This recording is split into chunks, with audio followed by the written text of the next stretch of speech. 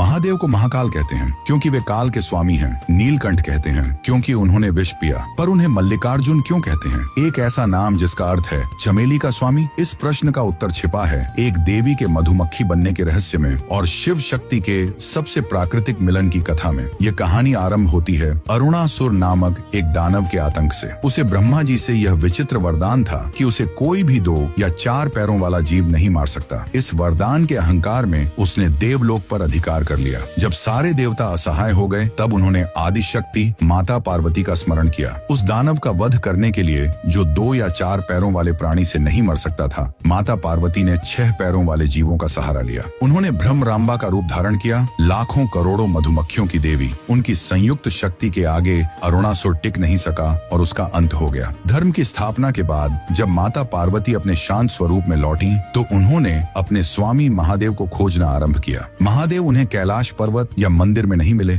वे मिले श्री शैलम के घने वनों में अपने सबसे आदिम और शांत स्वरूप में। महादेव वहां एक विशाल अर्जुन वृक्ष के नीचे एक स्वयंभू लिंग के रूप में मौन तपस्या में लीन थे। वह वृक्ष मानो स्वयं शिव की स्थिरता का जीवंत स्तंभ था और उस स्तंभ को प्रेम से लपेटे हुए थी मल्लिका यानी चमेली की सुगंधित लताएं, जो स्वयं माता पार्वती की नैसर्गिक उपस्थिति का प्रतीक थी। अपने स्वामी के इस प्राकृतिक शांत स्वरूप को देखकर माता पार्वती ने उनकी पूजा करने के लिए एक दिव्य लीला रची। वे पुनः अपने भ्रमर यानी मधुमक्खी के रूप में प्रकट हुई। उस मधुमक्खी के रूप में वे उन चमेली के फूलों पर बैठती, उनका रसपान करती और उस मधुर गुंजन के साथ उस स्वयंभू शिवलिंग की परिक्रमा करती। उनका वह गुंजन कोई साधारण ध्वनि नहीं बल्कि नाद ब्रह्म था, सृष्टि का आदि मंत्र। यह शिव और शक्ति का सबसे शुद्ध, सबसे मौलिक मिलन था और उसी दिव्य क्षण में उस ज्योतिर्लिंग का नामकरण हुआ मल्लिकार्जुन, अर्थात अर्जुन वृक्ष के नीचे स्थित वह प्रभु जिसकी पूजा मल्लिका चमेली करती है। यह पवित्र मल्लिकार्जुन ज्योतिर्लिंग